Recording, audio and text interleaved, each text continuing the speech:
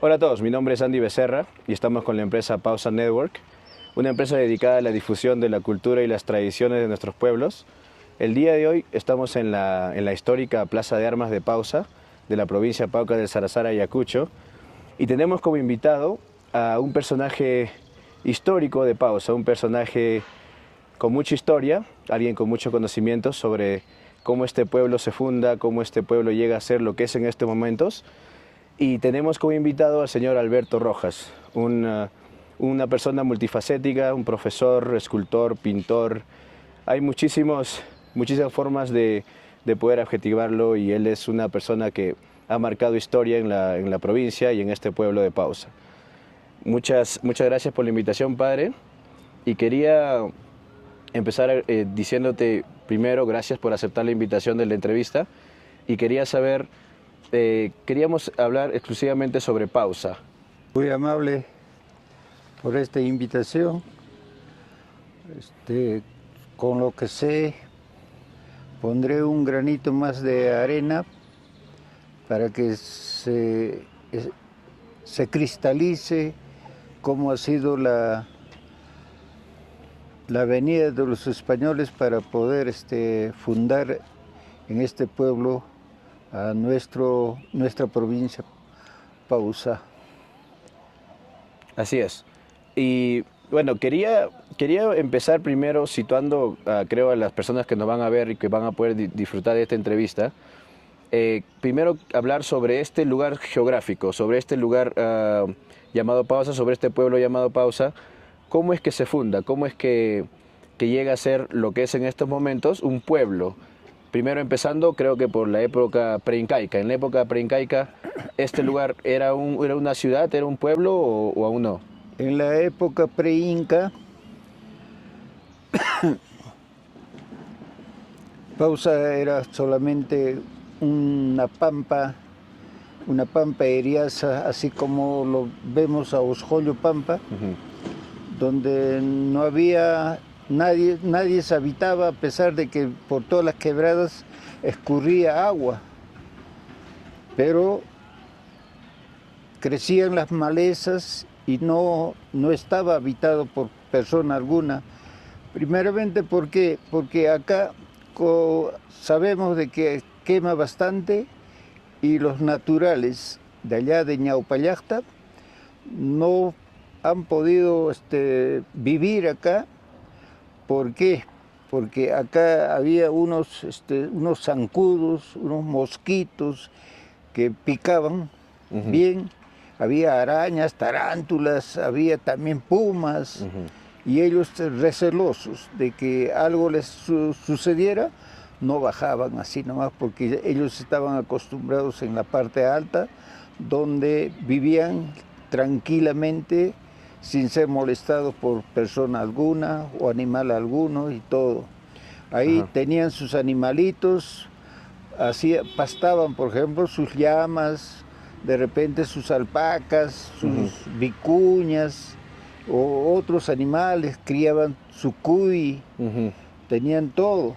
Entonces, motivo por el cual ellos no bajan. No bajan. Pero hay un momento, se hace una especie de un lapsus, cuando los españoles ya fundaron la ciudad de Lima, y sabedores de que más al sur existía un imperio de los incas, ellos tratan de trasladarse en lo más rápido posible.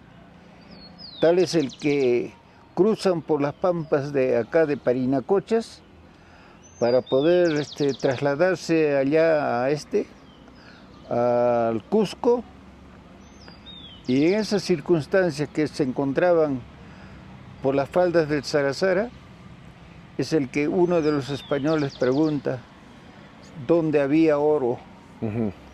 Y en quechua decía, pues, Maipim Joricán. Claro, que debe haber sido una pregunta que los españoles la hacían en cualquier parte del Perú, claro, ¿no? en cualquier... Ávidos de búsqueda de riqueza. Hacían esta pregunta para saber dónde había oro, porque ellos sabían de que el collasuyo,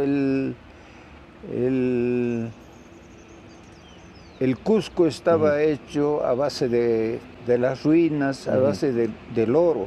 Claro. Entonces, uno de los indios le dice, pues, de que allá en Luicho hay bastante. Joreja, Luicho Peachca, le dice. Entonces, ¿dónde queda eso? ¿Por dónde hay que ir? Hay que atravesar esa cumbre del Sarasara. Ya se sabía de que le ponían el nombre del Sarasara porque en las cumbres hay unas piedras que están acuñadas en forma de maíz, motivo por el cual el nevado se llamaba Sarasara. Sarasara, ok. Ya era conocido por los incas, claro, en esos tiempos como Sarasara. Ajá. Entonces los españoles, pues, se dirigen hacia la cumbre, sino a las faldas, y atravesando esa parte de la cordillera, llegan pues a Ñaupallacta, pero ellos, ni los españoles ni los de Ñaupallacta, se entrevistan, ¿no? Pasan desapercibidos y se dirigen pues a Pausa, seguramente por el camino que utilizaban anteriormente los aborígenes de ahí, o caso contrario han venido pues por Quingraya, por Papata, por todo ese sitio. Claro, toda la travesía para poder llegar hasta este lugar. Claro, a este lugar. Con la intención de ir a Luicho. Claro, cuando ven de arriba, pues, ven toda una pampa inmensa, ¿no?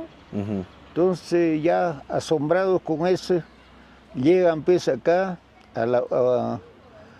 donde está al frente de la iglesia, supongo que hayan llegado, o si no, supongo que hayan llegado acá al medio donde estaba la pileta. Entonces, uno de ellos dice, pues bueno, habrá que hacer acá una pausa. Así es, y así es como nace el nombre. Así nace el nombre de Pausa, porque uno de los españoles pregunta, ¿qué has dicho? Que vamos a hacer acá una pausa. Allá, muy bien. Desde ese momento, Pausa ha de llamarse toda esta ruta. Y vamos a fundar esto para un futuro con el nombre de Pausa, como lugar de los caballeros del apóstol Santiago. Los caballeros del apóstol Santiago, una frase ya acuñada desde esos tiempos. Claro. Y creo que, claro, y según la información es que el hermano de Francisco Pizarro es el que funda Pausa, ¿no? Claro, como tal. Ahí en ese grupo venía pues, Hernando Pizarro, venía también Hernando Soto, había otros españoles de buen calibre, porque para saber que los aborígenes que iban juntamente con ellos, dijeron, pues, uy, bastante oro allá en Luicho. Claro. Entonces, sabedores de eso, dijeron, vamos con ellos. Claro, la ambición de los españoles era incalculable también, ¿no? Ok, entonces estamos, a ver, un poquito para ordenarnos. Entonces estamos en la época pre-inca, que es Ñaupallacta, la parte en la falda de Sarasara. Luego tenemos la época donde que se funda Pausa como sí, que es cuando los españoles vienen, y de ahí nace el pueblo Pausa, ¿no? Que hacen una pausa aquí. Entonces, ¿cómo es que llega el apóstol Santiago? ¿Qué información se tiene sobre eso en esos años? Bueno, ya corrían los años de que Lima fue fundado en 1535, un 18 de enero. Entonces ellos van para poder sacar el oro allá al Cusco. Ya. Y llegan acá. Se supone que haya sido pues en la primavera del año 35, o caso contrario, haya sido en el año 1536. Porque tenemos que saber que el Cusco, ¿cuándo se funda?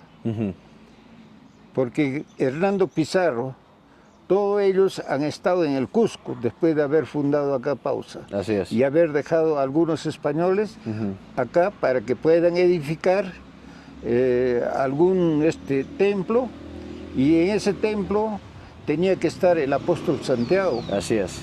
porque sabemos de que los españoles los veneraban tanto al apóstol Santiago por los milagros que había hecho, por ejemplo, en Compostela, cuando salva a unas monjas, a unos niños y todo, y para que los saracenos, de esa época, los godos, visigodos, no puedan matarlos a las monjas y a la cantidad de gente que estaba encerrado en la iglesia. Entonces sale el apóstol Santiago, ¿no? Con su espada y todo, y pelea y todo.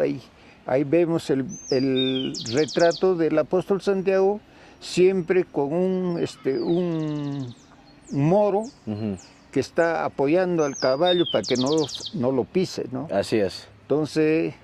Claro, y el apóstol Santiago se arma como una fuerza militar, ¿no? Claro. Como un guerrero, como un valiente, como un militar que trata de proteger a su gente, ¿no?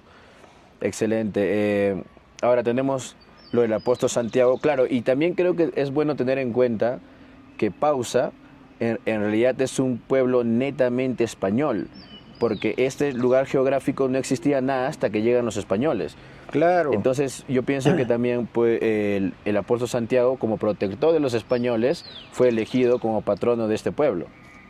Por eso el apóstol Santiago estaba nominado como el centinela, el centinela de Pausa. El centinela de Pausa. Centinela de Pausa, ¿no? Entonces... una especie de vigilante, protector. De vigilante, porque ya más antes ya se había encontrado con un aborigen que venía pues a botar, a sofocar a los españoles que estaban acá en Pausa. Así es. Y allá por el sector de Quingraya se encuentra con el aborigen y el apóstol Santiago, donde el apóstol Santiago le dice, ¿a dónde vas? No vayas porque allá están mis hijos. Así es. Así que lo mejor que puedes hacer es retirarte a tu lugar y vive tranquilo, vive en paz. Y nosotros también viviremos en paz. Por ahí de que no ha habido mucho abuso con a los aborígenes. O sea que no hubo conflicto, no hubo un conflicto serio. No hubo conflicto alguno. Porque caso contrario no se encontraba, porque Nina Cóndor venía a ver qué cosas estaban haciendo los castellanos acá. No, él no sabía. Nina Cóndor era el cacique en Neopayacta. Claro. Así es. Cacique, y él no sabía de que se le decía pues los españoles. Así es. Entonces dijeron pues de que mejor voy a ir a verlo, y con esa finalidad ya se venía y se encuentra en este momento tan trascendental, ¿no? Así es.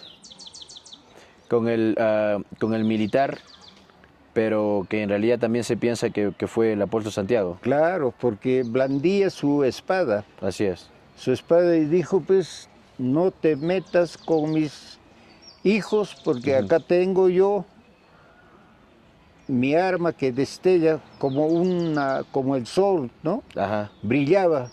Entonces se asustó Nina Cóndor, dio media vuelta y se fue nomás. No, qué excelente relato. Y eso ha sido un cuento que tú lo escuchas en tu infancia, de repente en la lectura, por unos cronistas. ¿Cómo tú te enteras de ese evento? Yo me entero, pues, siempre me gusta conversar con personas ya de más edad que mi persona, ¿no? Porque ellos son los que a uno le informan, que han escuchado también en forma verbal de otras personas. No ha estado escrito esto. Claro, o sea, es un relato, un cuento que ha venido de generación en generación. De generación en generación. Claro, tratando de explicar un poco los eventos de ese momento, ¿no? Y mira, una vez que llegan los españoles imponen su cultura, la religión, las fiestas, por ejemplo, la corrida de toros, la pelea de gallos, los caballos de paso, la iglesia católica. Entonces, todo esto es un pueblo lleno de cultura española, ¿no? Por ejemplo, hay algunos relatos o algunas historias sobre las corridas de toro en esos tiempos, sobre Miguel de Cervantes Saavedra, sobre el Quijote de la Mancha también. que también dicen que fue escenificado aquí. ¿Tienes alguna información sobre eso? Ellos traen pues festividades, porque los naturales de ahí nunca sabían cuándo era su cumpleaños. Así es. Porque ellos nacían y decían, pues, ha nacido cuando la luna está creciendo o nació cuando la papa estaba, ¿no? Ya. La papa, una y otra, ¿no? Entonces, de esa manera. Ujú. Pero cuando llegan los españoles, ya se lleva pues a fiestas, que el cumpleaños de tal fulano, Ajá. que hay que celebrar el cumpleaños, el nacimiento del españolcito, o la venida de una persona, de un caballero español y todo. Entonces, toda esa fiesta que realizaban los españoles era con corrida. Ujú. Para esto los españoles habían traído pues reses bravas. Reses bravas. Entonces, como toda esta pampa no tenía dueño, no tenía nada, Así y es. había bastante vegetación, Ujú. entonces botaban sus animales ahí, o botaban por lado de Casire, Toncios, lo que sea, ¿no? Entonces de ahí iban, pues recogían, y había esos toreros voluntarios, Ujú. ¿no? Y se llevaba a cabo la corrida. Toda fiesta que se hacía era con corrida. Con corrida. Motivo por el cual ya en 1822, cuando uno de los españoles que viene persiguiendo a Pucatoro, Así es. llega acá y lo encuentra a los españoles en plena corrida.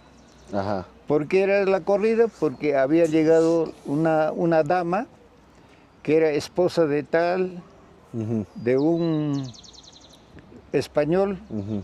y se llevaba pues, la corrida, ¿no?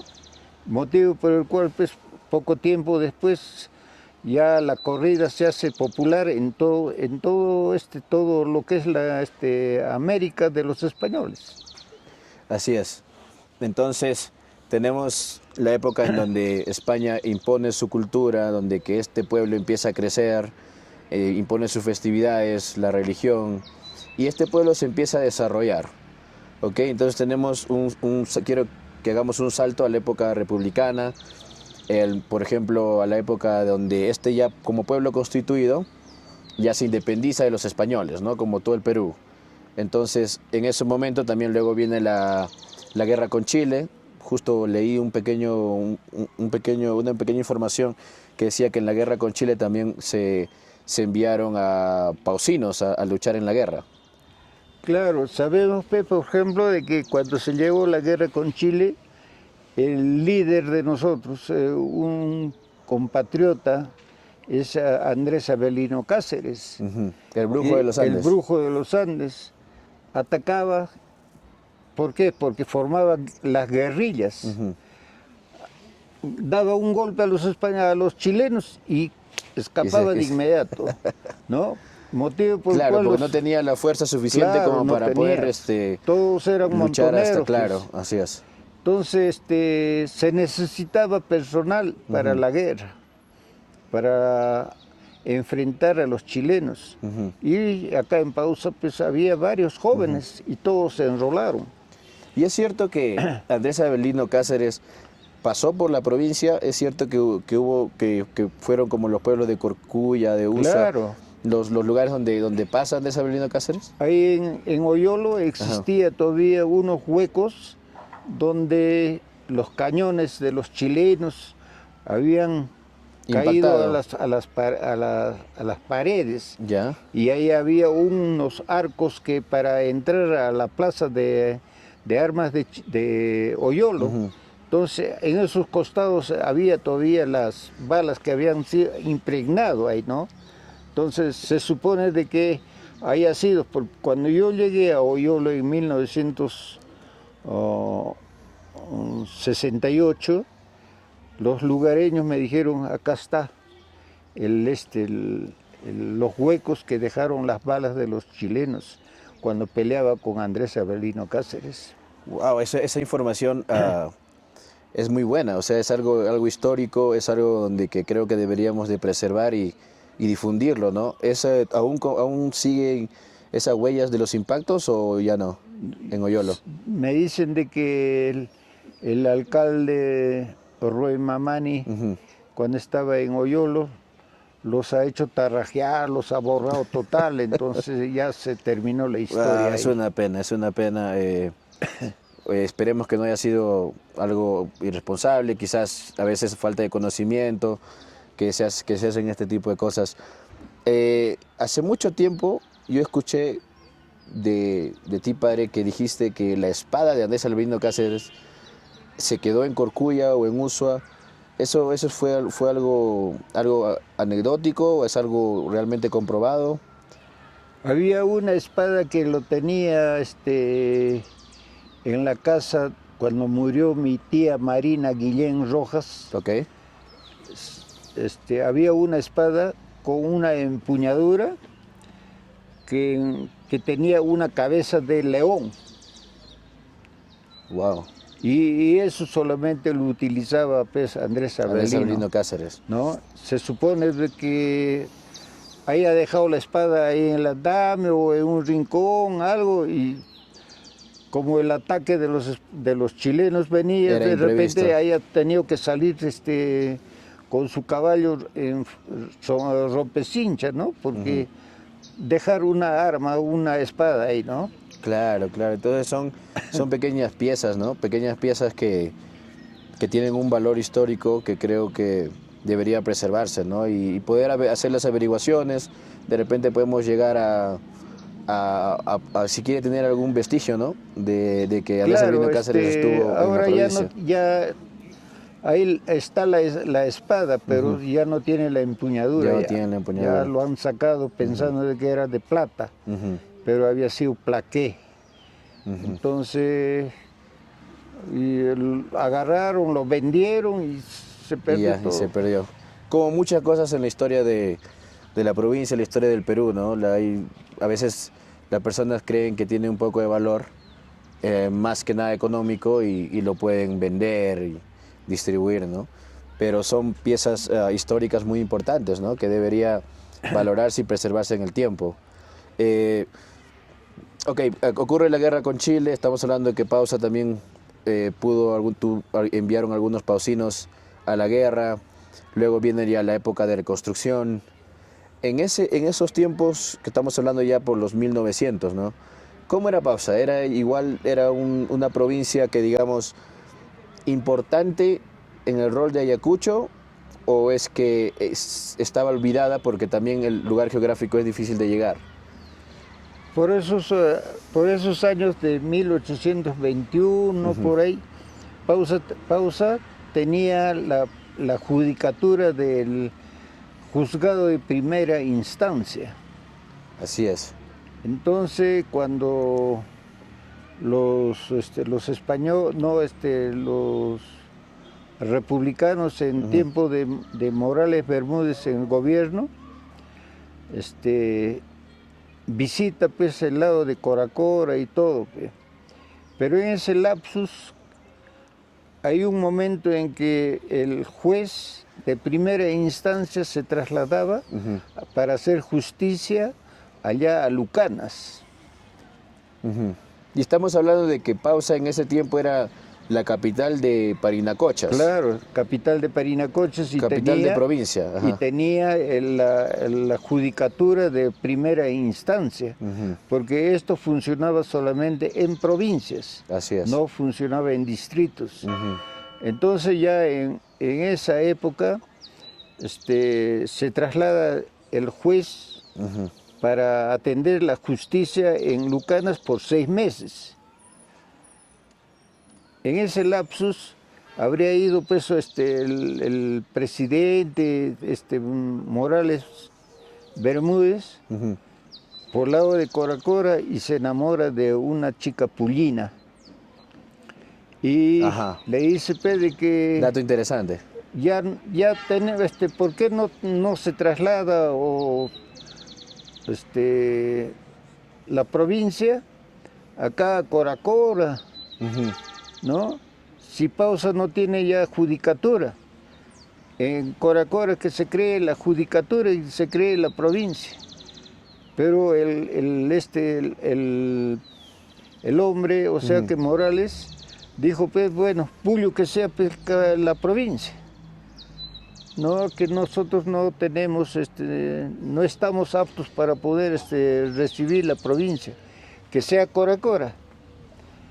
Entonces en Coracora se crea la nueva provincia, Coracora, capital de Parinacochas, ¿no? Y crean la judicatura en Coracora y otra judicatura en Puquio, o sea, en Lucanas, y los dos cerquita, y Pausa queda como distrito rezagado. Como distrito rezagado, y fue una lástima que Pausa queda olvidada, ¿no? Queda olvidada. Claro, se olvidó Pausa pues, por más de 100 años. Por más de 100 años, es algo increíble, ¿no? Y muchas veces por jugadas políticas, muchas veces por pequeños acontecimientos, ¿no? Claro. Entonces, estamos en el momento en el que Pausa deja de ser capital de provincia y se convierte en un distrito, un pueblo más en la provincia de Parinacochas. Claro. Y tiene pues le dan pues pequeños Pausa como capital, como distrito, también se va creando, hay otros distritos, ¿no? Distrito de Lampa, por ejemplo. Distrito de Lampa, Lampa, claro. Oyolo, de Corculla. Marcabamba ya ha sido creado en el 62, o sea, 1962, posteriormente. Okay. Porque Lampa abarcaba hasta una parte de la pampa de Incuyo y abarcaba también hasta Ribacaico, Pacapausa, todo. Bueno, yéndonos un poquito para el lado de Lampa, debe ser por la influencia religiosa, porque Lampa tenía un convento, una iglesia bien importante, ¿no? En esos tiempos. Claro. Entonces creo que tenían influencia religiosa como para poder abarcar más situación geográfica, ¿no? Era el que visitaba, pues, para todos esos lugares y tenía sus iglesias, todo donde hacía la misa, hacía de todo. Así es. Entonces, Pausa se queda como un pueblo olvidado, ¿no? Un promedio de 100 años, donde un pueblito más, sin ninguna importancia política en las decisiones grandes de Ayacucho. ¿Cómo es que se revierte esa situación? ¿Cómo es que ya no solo es Pausa el pueblo olvidado, sino Pausa la capital de la provincia Pauca del Sarazara? ¿Cómo ocurre esa situación? Existe, pues, siempre en un pueblo hay hombres que piensan, pensadores, y uno de ellos es Jacinto Pérez Pueyrredón. Jacinto Pérez Pueyrredón. Él es el que siempre sentado a la sombra del guarango acá en la plaza. ¿Lo llegaste a conocer? Claro, mi gran amigo ha sido, vecinos, todo. Y él es el que en su pensamiento decía pues de que todo esto va a ser una nueva provincia. No vamos a escatimar esfuerzos para que se cree la nueva provincia. Entonces ahí siempre estaba pensando, siempre escribiendo, siempre tomando fotos, todo. Y es cuando llega a la ciudad de Lima, junta pues a todos los ¿cómo se llama?, del comité de pausinos, y hace lo posible pues, de decirle hace el pedido. Ahora en esta legislatura que estaba Melgar como senador, presentan los documentos, juntamente ahí estaban los grandes personas visibles, que desde entonces ahí estaba pues, el ingeniero Wilfredo Huayta. Ahí estaba Villafuerte, ¿cómo se llama? El hermano mayor de los Villafuertes. Así es. Bueno, no me recuerdo su nombre. Ajá. Pero la familia Villafuerte sí estuvo presente en ahí ese pedido. ahí estaban varios profesionales, ¿no? Claro, y Mauro Lanoir, pausinos que querían que claro. este pueblo retome la importancia que tuvo anteriormente, ¿no? A Nazario Villafuerte. Nazario Villafuerte. Villafuerte, ahí estaba Pilar Fening, Pilar Cuestas de Fening. Ajá. Ahí estaba ella. Bueno, eran personas notables que han ido al Congreso, presentaron ese documento y lo que Melgar les dijo, pues ya esperen, esperen porque vamos a en esta legislatura vamos a tomar ya se han presentado los documentos y todo, vamos a hacer lo posible de que pueda ponerse en carpeta para poder hablar la provincialización de Pausa. Así es. Y dice pues que bueno, si hacemos algo, yo quiero que se llame Paucas de Sarasara. Y así es como que... Y así es el que es como que empieza a nacer la provincia Paucar de Sarasara, claro. ¿no? ¿Por qué le ponen el nombre de Paucar? Porque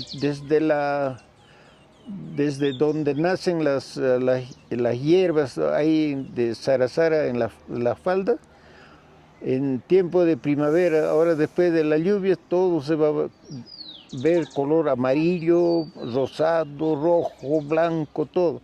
Toda esa gama de flores se llama Paucar. Paucar. Y del Sarasara es por el volcán. Por el volcán. Qué bonita historia. Creo que uno debería estar agradecido también con las personas que fueron partícipes, ¿no? Y que llegaron a hacer el pedido, de que lograron la proclamación de la provincia Paucar Sarasara, ¿no?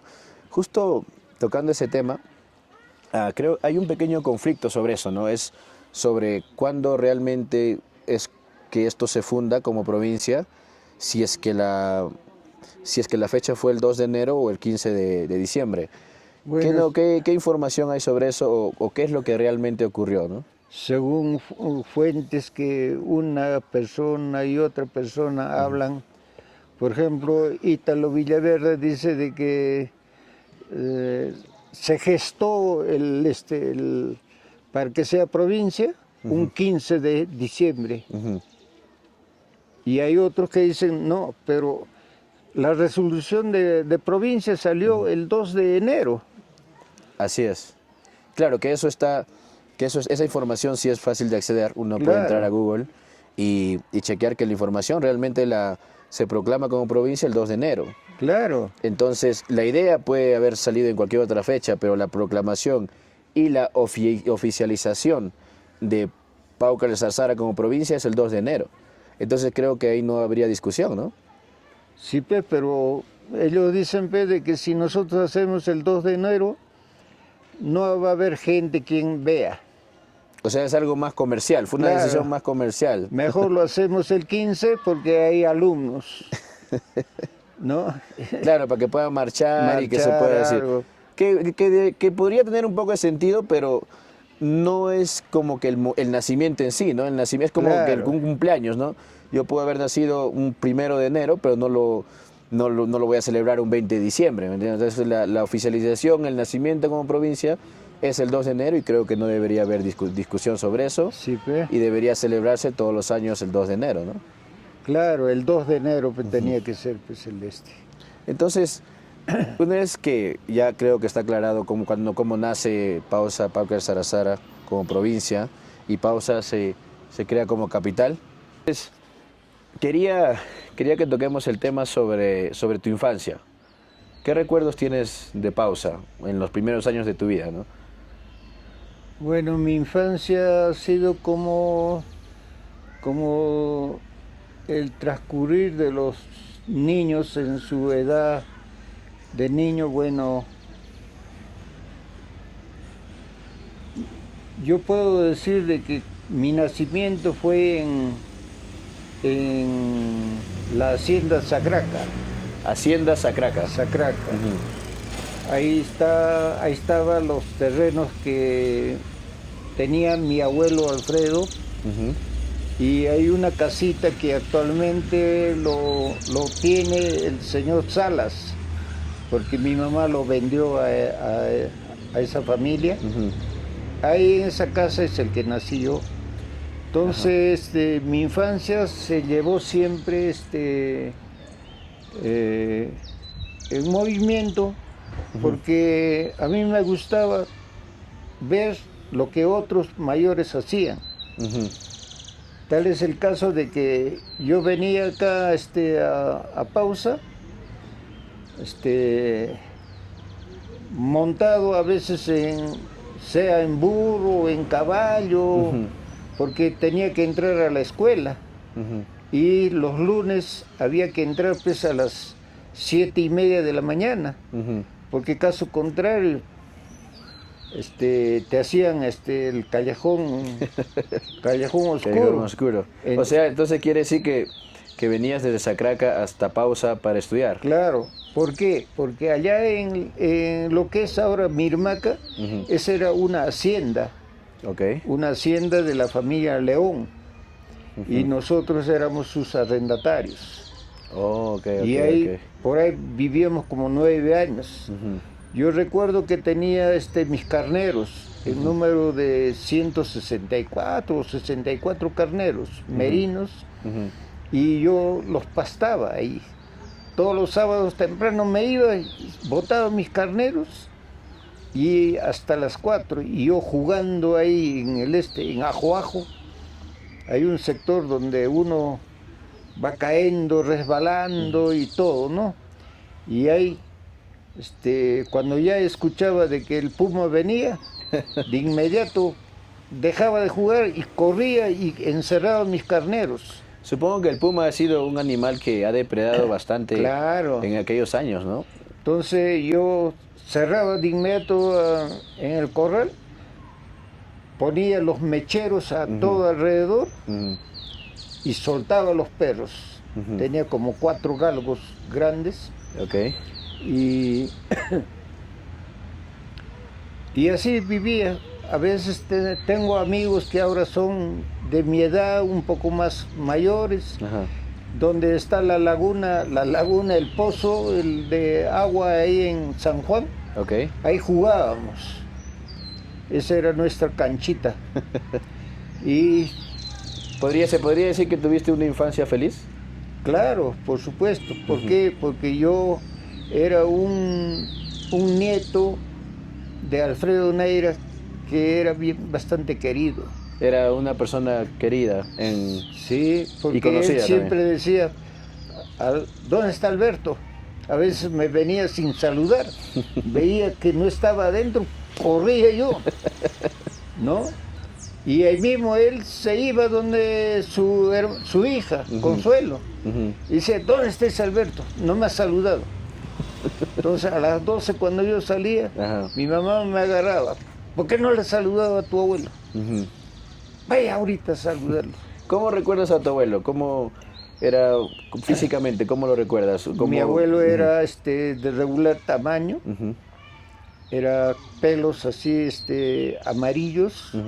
Él era bastante gringo, tipo, bueno, como español. Tenía ojos de color capulí, ¿no? Y era pues un hombre recto, no le gustaban medias tintas. Honorable, pero bastante enamorado de todas las chicas, motivo por el cual tenía varios hijos. Varios hijos.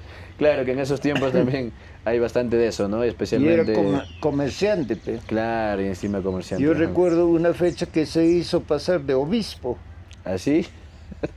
Tenía unas yeguas bonitas, ruanas, y ¿cómo se llama? Su persona que tenía, que le cuidaba, y su muchacho, por decir, era don Ángel Ninapaitán, ¿no?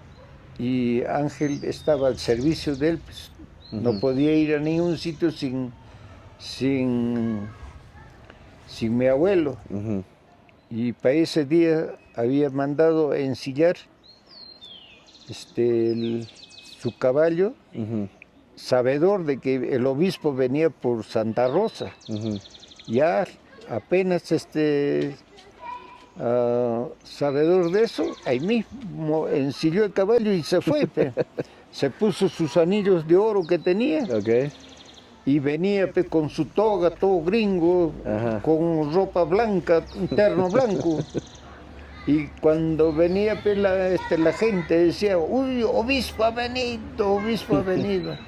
Entonces él miraba a otro lado, o miraba para la parte de adentro para que no lo reconozca, y solamente extendía la mano donde estaba el anillo, y la gente lo besaba, pues, ¿no? Hasta que llegó hasta más o menos a media cuadra de acá de la plaza. Ok. Y ahí estaba mi tío Gamaliel Salazar, su primo, que es de él. Entonces ya estaba para besar. Y lo mira en los ojos a mi abuelo, al obispo. Dijo, este desgraciado no es obispo, es Misiliusti, dijo. Así que se escupió al suelo. Y lo que hizo mi abuelo fue picar a la yegua y partió en carrera. Qué excelente y qué graciosa anécdota. Esa era una anécdota bastante, ¿no? Sí, qué gracioso. Y eso pues me contaba con más detalles mi tío Gamaliel Salazar. Gamaliel Salazar. Excelente. ¿Qué recuerdos tienes de tu padre? Bueno, como mi padre pues tenía una chapa, un sobrenombre llamado Frejolito. Frejolito. Ajá. ¿Su nombre de tu padre? Roberto Rojas Canales. Roberto Rojas Canales, conocido como Frejolito. Frejolito. ¿Por qué tenía esa chapa Frejolito? Como era pequeño, no era tan chato, pues, pero era jodido, pues, se metía en todo. Ya. Y en la representación que hace del Quijote de la Mancha, también está él representando como cura, no sé, como que está. También fue parte de la significación. De que, claro, esa de la significación del Quijote, yo pienso que se ha ido siempre representando, ¿no? Claro. En la provincia.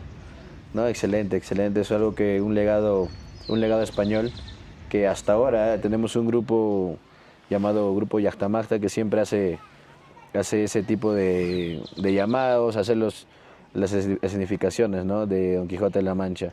Yo recuerdo a mi padre, por ejemplo, acá en la casa donde estoy viviendo, había una pared bien ancha y un portal que había. Entonces siempre venía la policía y decía, a ver, Roberto, a ver, tales fulanos, vengan, vamos a hacer tiro al blanco. Ya. Entonces, ya pues, los policías pues seguramente querían tomar algo, pues. Entonces mi papá pues, ya, a ver, su arma de ustedes. Entonces agarró mi papá, ya, le toca a Roberto disparar. Y había un bulpe. Agarra y de la parte alta y va bajando. Y llega al bull, ¡pum! Dispara. Ya. Y llegaba al bull. Y decía, no, Roberto, ese es tirador viejo. Entonces, así era metiche. Metiche. Alguien también, supongo que creativo, con palomilla, que se podría decir también, ¿no? Una anécdota, por ejemplo, estaba en Marcabamba. Él se venía del lado de Sequello. Y ahí en Marcabamba estaban sentados los grandes de Marcabamba. Estaba Edgar Ruiz, estaba Canales, estaba ¿cómo se llama? Manuel Díaz. Así estaban sentados. Y uno de ellos dice, pues, viejo chapejao, le dice. ¿Qué quiere decir? Míralo a ese viejito, cuando está pasando mi papá. Montado en su caballo, cansado también. Y da media vuelta a su caballo y le dice, el único que estoy contento de que ni un cojudo va a quedarse joven. Lo que me tranquiliza. Claro, tranquiliza que ni un cojudo va a quedarse joven. Alguien bien bien pícaro para Claro, responder. Y de inmediato dijeron, baja, papu Roberto, sí, una tranca. Una tranca, claro. ¿Cuándo no? ¿Cuándo no lo ¿Cuándo va? ¿Quién se va a quedar joven? Todo el mundo va a ser viejo. ¿Tu padre era Pausino Neto? Claro, Roberto Pausino Rojas. Neto, sí. ¿Cuántos hermanos tuviste o cuántos hermanos tienes? Yo, bueno, tengo 8 hermanos. 8 hermanos. 8 y 2 naturales, como dice antiguo, ¿no? Ajá. Éramos 10, pe. ¿De quién tienes más recuerdos de niño? ¿Alguien medio un poco más contemporáneo contigo? Yo siempre tengo recuerdos de Atilio, mi hermano Atilio. Que ¿Se llevan cuántos años? Hemos vivido por espacio de 4 años, 5 años. Él es mayor. Él es mayor, sí. ¿Tienes más recuerdos con él? Pero con él he vivido en la desgracia, he vivido siempre contento, bueno. Hemos vivido como de lugar por salvar la vivencia de esa época. O sea, son hermanos bien pegados, siempre bien han estado pegados. juntos. Nunca hemos tenido rencilla, ni pelea, ni nada. A pesar que también me llevo bien con todos mis hermanos, ¿no? Claro, pero con él es el que tienes más recuerdos. Con él más Ok, qué bonito. La relación. ¿Y de tu madre? Mi madre, bueno, yo tengo un recuerdo bastante bueno de ella. No puedo decir que haya sido mala, no. Siempre me recuerdo de ella. ¿Cuál crees que es el recuerdo más bonito de tu mamá? Un día, mi mamá, yo tenía una señora que me cuidaba. Ajá. Mi abuelo había pagado a una señora de Toncio que me cuidaba, era como mi... ¿Tu nana? Ajá, mi nana. Y ¿qué habrá sucedido pues con ella y mi mamá? Que la cosa es que mi mamá ha querido pegarlo, ¿no? Entonces yo al ver de que le estaba molestando a mi nana, me levanté, agarré un pedazo de madera o palo para tirarle a mi mamá, pues, ¿por qué le pegas a mi mamá diciendo, la abracé? Te habías encariñado mucho con la nana. Claro, si era la que me cuidaba, mi mamá nunca me cuidaba. A pesar de todo eso, mi mamá pues era única. Siempre fui un hijo querido. Cuando ella hacía un poco más de comida, algo que me gustaba a mí, ya con convivencia con Luz, ella de inmediato me traía, por ejemplo, la comida para los chicos o para mí también, y todos teníamos ya. Mamá, Consuelo ha traído. Una madre muy preocupada, muy querendona. Preocupada. Excelente. Creo que me parece importante que así como eres historiador y como conoces la historia, también las personas conozcan un poco de tu historia, ¿no? De tu abuelo, de tu padre, de tu madre, de tus hermanos. ¿Y qué tal qué recuerdo tienes de tus hijos? Bueno, mis hijos, pues bueno, como todos los hijos, será pues buenos.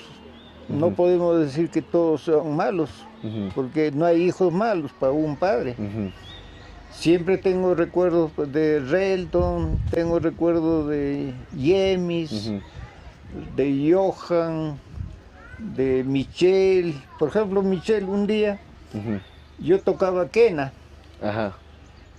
Y vengo pues del trabajo y me siento en un rincón, le digo a los chicos, tráigame la quena, vamos a tocar algo de música. Y se reían pues, ¿qué ha pasado? ¿Por qué se ríen? Y Michelle viene, pues, ¿quena? Me dice, me agarra de la mano, tenía 3 añitos, me agarra de la mano y me lleva al silo o al pozo séptico. Papá, mira, ahí está quena, ve. Y Michelo había agarrado la quenas y lo había botado. Ya de niño era todo un travieso. De niño todo un travieso.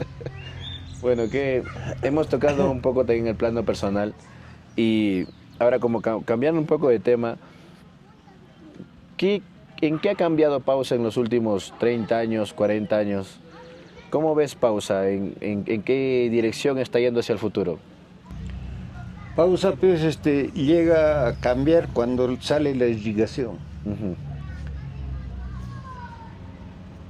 Era un sueño de tantos años, como de 120 años así, que no se esperaba pues, de que Pausa iba a florecer. Cuando llega el agua, todos van a Chaquihuejo y donde se bañan, se revuelcan, porque era el sueño de los abuelos, ¿no? Y a ellos ya estaban viejos, y sus hijos pues mayormente ya tenían pues 20, 30 años ya. Claro. Entonces ya viendo eso, empiezan a sembrar pues en la parcela. Siembran y empieza a producir papa en cantidad y sacan y exportan papa.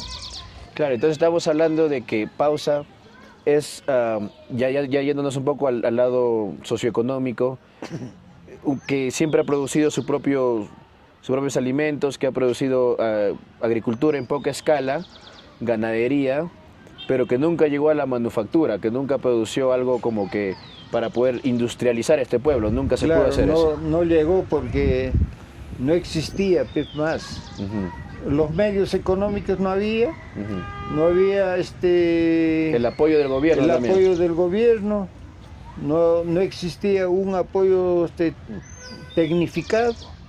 Entonces Pausa siempre ha estado pues, en ese marasmo que quería algo y no se podía. Y no se podía. Y tiene que ver mucho también, creo yo, el acceso geográfico, ¿no? O sea, las carreteras están hasta hace poco asfaltadas y anterior a eso era toda una odisea llegar desde Lima a Pausa, especialmente en tiempo de lluvia, hasta te podía tomar 2 o 3 días cuando, por los huecos, por toda la situación geográfica, ¿no? La carretera, pues, ha habido sufrimiento para poder hacer llegar la carretera acá en el año 1966,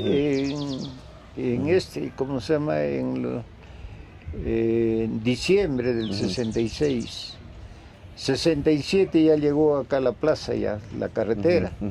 Pero para llegar, imagínate de que había boicots. Uno de los tractores lo mandaron al barranco. Cuando se hacía la carretera por Sarazara, también el ingeniero, yo recuerdo bastante a un tal Víctor Alatrista, que era un ingeniero que no sabía hacer los trazos y lo mandó al barranco. Y no se podía, porque no había dinero. Así es. Las ayudas económicas del gobierno llegaban pues primero a Coracora y Coracora te daban unas migajas y ellos se quedaban con la mayor parte, ¿no?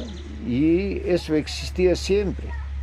O sea, siempre ha habido, ya incluso ya siendo provincia y siendo Pausa capital de provincia, un olvido, ¿no? Un olvido del Estado.